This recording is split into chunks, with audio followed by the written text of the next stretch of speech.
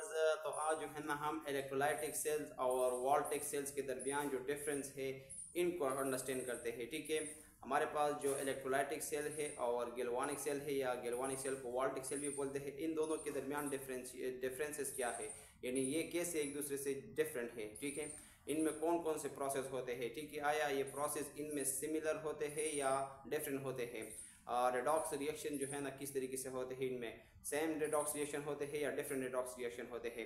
Previous lecture में तो ये हमने कहा था कि स्पॉन्टेनिटी के बेस पे हमने इलेक्ट्रोकेमिकल सेल्स को दो टाइप्स में डिवाइड किया है या दो क्लासेस में। ठीक है, एक को हम बोलते हैं हमारे पास एक को हम बोलते हैं इलेक्ट्रोलाइटिक सेल और दूसरे को हम बोलते हैं गैल्वानिक सेल या वोल्टेक सेल। ठीक है, तो चलिए पॉइंट नंबर फर्स्ट को अंडरस्टैंड करते हैं कि दोनों में डिफरेंट क्या है। ठीक है, सबसे पहला पॉइंट हमारे पास एनर्जी कन्वर्जन का है। ठीक है, हमारे पास जो इलेक्ट्रोलाइटिक सेल्स है इनमें हमारे पास इलेक्ट्रिकल एनर्जी केमिकल एनर्जी में कन्वर्ट होती है, या हम ये कह सकते हैं कि इलेक्ट्रिकल एनर्जी को यूज़ करते हैं केमिकल रिएक्शंस करने के लिए।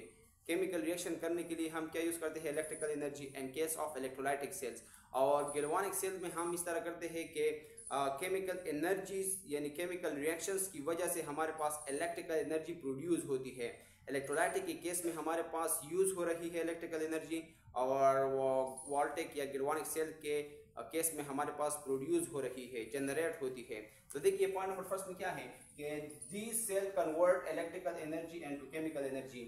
इलेक्ट्रोलाइटिक सेल हमारे पास क्या करते हैं, ये कन्वर्ट करते हैं किसको, इलेक्ट्रिकल एनर्जी को। ये इलेक्ट्रिकल एनर्जी को कन्वर्ट करते हैं किस चीज़ में, केमिकल एनर्जी में। ठीक है, यानी इलेक्ट्रिकल एनर्जी की मदद से हम केमिकल रिएक्शंस करते हैं, तो इलेक्ट्रिकल एनर्जी कन्वर्ट हो रही है केमिकल एनर्जी में। यहाँ पे हमारे पास क्या होता है, गैल्वानिक या वोल्टिक सेल के केस में these cell convert chemical energy into electrical energy.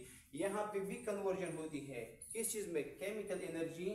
Chemical energy को कन्वर्ट करते हैं हम किस चीज में, इलेक्ट्रिकल एनर्जी में, इलेक्ट्रिकल एनर्जी में। ठीक है, पॉइंट नंबर सेकंड क्या है, पॉइंट नंबर सेकंड हमारे पास ये है कि electrical energy is used to undergo chemical reactions. Electrolytic के केस में हम केमिकल इलेक्ट्रिकल एनर्जी को यूज करते हैं, इस्तेमाल करते हैं ताकि हमारे पास केमिकल रिएक्शन हो जाए, यानी केमिकल रिएक्शंस को हम परफॉर्म करते हैं with the help of electrical energy. Electrical energy को हम यहाँ पे क्या करते हैं, यूज करते हैं। यहाँ पे इलेक्ट्रिकल एनर्जी यूज हो रही है। ठीक है, किस चीज के लिए, केमिकल रिएक्शन के लिए। और यहाँ पे हमारे पास इलेक्ट्रिकल एनर्जी प्रोड्यूस हो रही है। इलेक्ट्रोलाइटिक या वोल्टिक सेल की केस में हमारे पास क्या होता है, गैल्वानिक या वोल्टिक की केस में हमारे पास क्या होता है, इलेक्ट्रिकल एनर्जी प्रोड्यूस हो रही है as a result of chemical reaction. तो यहाँ पे केमिकल रिएक्शंस की वजह से इलेक्ट्रिकल एनर्जी जनरेट होती है, पैदा होती है, लेकिन यहाँ पे इलेक्ट्रिकल एनर्जी इस्तेमाल होती है। ठीक है, तो दोनों अपोजिट प्रोसेस हैं। यहाँ पे देखिए नॉन स्पॉन्टेनियस रेडॉक्स रिएक्शन, यहाँ पे हमारे पास जो रेडॉक्स रिएक्शन होते हैं वो नॉन स्पॉन्टेनियस होते हैं। नॉन स्पॉन्टेनियस रेडॉक्स रिएक्शन यहाँ पे होते हैं, और इस केस में वोल्टेक के केस में या गैल्वानिक के केस में हमारे पास स्पॉन्टेनियस रेडॉक्स रिएक्शन होते हैं। ठीक है, स्पॉन्टेनियस और नॉन स्पॉन्टेनियस रेडॉक्स रिएक्शन का मतलब क्या है, देखिए वो रिएक्शंस, वो रेडॉक्स रिएक्शन जो खुद ब खुद हो जाए, जिसको एक्सटर्नल एनर्जी की जरूरत ना हो, तो ऐसे रेडॉक्स रिएक्शंस को हम बोलते हैं स्पॉन्टेनियस रेडॉक्स रिएक्शन। और ये हमारे पास वोल्टेक या गैल्वानिक सेल के केस में होते हैं स्पॉन्टेनियस रेडॉक्स रिएक्शन। यहाँ पे हमें एनर्जी की जरूरत नहीं होती कि हम इसको एनर्जी दे दें इनिशियली। यहाँ पे रिएक्शंस होते हैं और इनके केस में हमारे पास एनर्जी प्रोड्यूस होती है। ठीक है, यहाँ पे हमारे पास स्पॉन्टेनियस के केस में हम एक्सटर्नल सोर्स से एनर्जी प्रोवाइड नहीं करते, बल्कि केमिकल रिएक्शन हो जाती है और इलेक्ट्रिकल एनर्जी पैदा करती है। लेकिन हमारे पास जो इलेक्ट्रोलाइटिक सेल है इसके केस में हमारे पास non spontaneous reaction redox reaction होती है। यहाँ पे नॉन स्पॉन्टेनियस रेडॉक्स रिएक्शन होती है। यहाँ पे हम इलेक्ट्रिकल एनर्जी को यूज करते हैं, इलेक्ट्रिकल एनर्जी देते हैं, इलेक्ट्रिकल एनर्जी को इस्तेमाल करते हैं। तो ये इलेक्ट्रिकल एनर्जी के बगैर प्रोसेस ये मुमकिन नहीं है। इसको जो है ना एक्सटर्नल एनर्जी की ज़रूरत होती है, लेकिन स्पॉन्टेनियस को एक्सटर्नल एनर्जी की ज़रूरत नहीं होती। तो ये ऐसी रिएक्शन है जिसको हम इनिशियली बिगिनिंग में जो है ना हम एनर्जी देते हैं। ठीक है, ये एनर्जी के बगैर ये प्रोसेस नहीं होता। लेकिन स्पॉन्टेनियस रिएक्शन जो है ना वो एनर्जी के बगैर भी ये खुद ब खुद होते हैं, इनको बाहर एक्सटर्नल एनर्जी की जरूरत नहीं होती, क्योंकि स्पॉन्टेनियस के केस में हमारे पास एनर्जी खुद ब खुद प्रोड्यूस होती है। लेकिन नॉन स्पॉन्टेनियस के केस में हमारे पास एनर्जी, इलेक्ट्रिकल एनर्जी कंज्यूम होती है, इस्तेमाल होती है। पॉइंट नंबर फोर्थ हमारे पास है कि एनोड इज पॉजिटिव। इलेक्ट्रोलाइटिक के केस में एनोड पॉजिटिव है और कैथोड हमारे पास नेगेटिव है, लेकिन हमारे पास जो वोल्टिक के गैल्वानिक केस सेल का केस है वहाँ पे हमारे पास एनोड नेगेटिव है और कैथोड पॉजिटिव है। ठीक है, तो ये यहाँ पे जो एनोड और कैथोड की वो है साइन है और यहाँ पे ये दोनों एक दूसरे के अपोजिट है। ठीक है, और इसलिए कहा जाता है कि आप जो है ना इलेक्ट्रोड्स यानी चाहे वो एनोड हो या कैथोड हो, इनको ऐसा डिफाइन ना करें कि the positive terminal of the battery या the negative terminal of the battery, क्योंकि ये डिपेंड करता है कि कौन सा टाइप है सेल का। ठीक है, तो इसको डिफाइन करने को, इलेक्ट्रोड को डिफाइन करने का अच्छा तरीका ये है कि कैथोड हमारे पास वो टर्मिनल है जहाँ पे रिडक्शन होती है और एनोड हमारे पास बैटरी का वो टर्मिनल है जहाँ पे हमारे पास ऑक्सीडेशन होती है। ठीक है, अब यहाँ पे पॉइंट नंबर 5 क्या है? पॉइंट नंबर 5 ये कहता है कि need only one container and no need of salt bridge. Electrolytic के केस में हमारे पास जो वो होती है रिएक्शंस होती है, यहाँ पे हमारे पास किसी दूसरे कंटेनर की जरूरत नहीं होती, ये एक ही कंटेनर में ये रिएक्शंस हो जाती है। ठीक है, इलेक्ट्रोलाइटिक सेल्स हमारे पास एक ही कंटेनर में इसका सारा सेटअप जो है ना वो लगा होता है या बना होता है, तो ये एक ही कंटेनर में ये प्रोसेस होती है। इसको सॉल्ट ब्रिज की जरूरत नहीं होती। ठीक है, क्योंकि ये एक ही कंटेनर का हिस्सा होती है या रिएक्शन पूरा जो सेटअप है वो एक ही कंटेनर में होता है। जब एक से ज्यादा 2 या 3 कंटेनर का वो होता तो फिर हमारे पास सॉल्ट ब्रिज की जरूरत होती, लेकिन इलेक्ट्रोलाइटिक सेल्स हमारे पास एक कंटेनर में होती है और यहाँ पे सॉल्ट ब्रिज का कोई इंपॉर्टेंस नहीं है, ना कोई ज़रूरत होती है। यहाँ पे हम सॉल्ट ब्रिज वाला कॉन्सेप्ट यूज़ नहीं करते। लेकिन यहाँ पे हमारे पास गैल्वानिक सेल या वोल्टिक सेल की केस में हमारे पास जो रिएक्शंस होती है, रेडॉक्स रिएक्शन होती है, वो एटलीस्ट 2 कंटेनर्स पे जो है ना वो मुश्तमिल होती है। ठीक है, इसमें 2 कंटेनर होते हैं और जब 2 कंटेनर होते हैं तो फिर इन दोनों कंटेनर्स में हर एक में हाफ रिएक्शन होता है और इन दोनों को फिर मिलाने के लिए हम सॉल्ट ब्रिज यूज करते हैं। तो यहाँ पे कहते हैं कि नीड 2 सेपरेट कंटेनर, इसमें जो है ना 2 कंटेनर वो की जरूरत होती है। ठीक है, which are connected through salt bridge, ये दोनों कंटेनर जो है ना सॉल्ट ब्रिज के थ्रू एक दूसरे के साथ कांटेक्ट में होते हैं। ठीक है, या कनेक्ट होते हैं।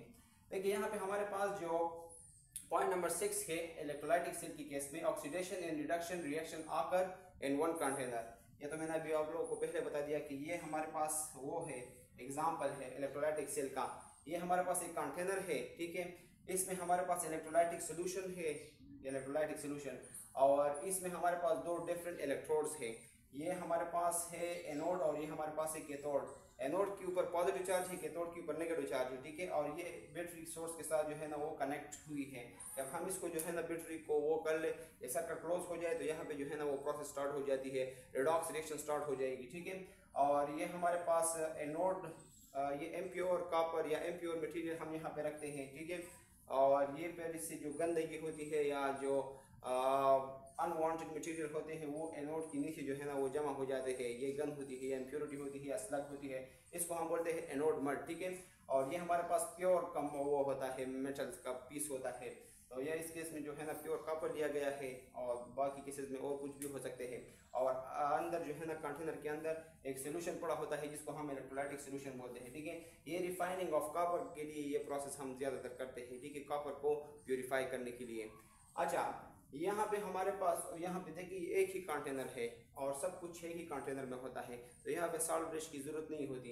लेकिन यहाँ पे हमारे पास ऑक्सीडेशन रिडक्शन आकर एंड 2 डिफरेंट कंटेनर, यहाँ पे हमारे पास 2 डिफरेंट कंटेनर होते हैं, एक गैल्वानिक सेल या वोल्टिक सेल के केस में। एक कंटेनर ये है और ये है। ठीक है, अब एक कंटेनर में हमारे पास जो है ना वो रिडक्शन होगी और दूसरे में ऑक्सीडेशन होगी, और ये दोनों कंटेनर जो है ना एक सॉल्ट ब्रिज के थ्रू इसको हमने कनेक्ट किए हुए हैं। ठीक है, सॉल्ट ब्रिज क्या होता है, इसके बाद जो लेक्चर होगी वो सॉल्ट ब्रिज के डिफिनेशंस के ऊपर होगी और इनके इम्पोर्टेंस और या बेसिक जो इसकी वर्क है, फंक्शन है, इसके ऊपर होगी। ठीक है, अब यहाँ पे हमारे पास जो 2 कंटेनर है, इन दोनों को हमने सॉल्ट ब्रिज के थ्रू कनेक्ट करवाया है और हमने जो है ना इसको बैटरी के साथ भी कनेक्ट की है। ठीक है, तो यहाँ पे एक हमारे पास जो कैथोड है, ये हमारे पास कैथोड है, एक इलेक्ट्रोड यहाँ पे है और ये एनोड है। ठीक है, तो हमारे पास जो कैथोड है इसके ऊपर क्या होगी, इसके ऊपर जो है ना रिडक्शन होगी और यहाँ पे हमारे पास ऑक्सीडेशन होगी। तो ये हमारे पास इस सेल का नाम है डेनियल सेल। ठीक है, ये हमारे पास इसका एक टाइप है गैल्वानिक सेल या वोल्टिक सेल का। एग्जाम्पल की तरफ जाते हैं, पॉइंट नंबर 7 में एग्जाम्पल गिवन है। तो हमारे पास जो इलेक्ट्रोलाइटिक सेल्स है, इनके जो एग्जाम्पल है, इसमें हमारे पास एक है डॉन सेल और दूसरा हमारे पास है नेल्सन सेल। डॉन सेल क्या है, नेल्सन सेल क्या है, इन पे हाफ रिएक्शन क्या होते हैं, रिडॉक्स रिएक्शन इनकी सेटअप क्या है, इन दोनों को जो है ना हम अपकमिंग लेक्चर्स में डिटेल के साथ अंडरस्टैंड करते हैं वन बाय वन, ठीक है। और यहाँ पे जो हमारे पास एग्जांपल है पॉइंट नंबर 7 में, एग्जांपल किस चीज़ के, गैल्वानिक या वोल्टिक सेल की। तो यहाँ पे हमारे पास एक है डेनियल सेल, दूसरा हमारे पास है ड्राई सेल और तीसरा हमारे पास है फ्यूल सेल, ठीक है। तो इन तीनों को भी वन बाय वन हम डिटेल के साथ डिस्कस करते हैं, ठीक है, अलग अलग लेक्चर में। एक लेक्चर में हम डेनियल सेल को रिकॉर्ड करेंगे, दूसरे लेक्चर में हम ड्राई सेल को, फ्यूल सेल को, इन सब को जो है ना हम डिटेल से अंडरस्टैंड करते हैं, ठीक है। फिलहाल इतना ही आप लोग वो कर ले, याद कर ले। आने वाले लेक्चर में इंशाल्लाह हम इनको मज़ीद डिटेल से अंडरस्टैंड करते हैं। Thank you so much for watching. आप लोग इसको नोट कर लें।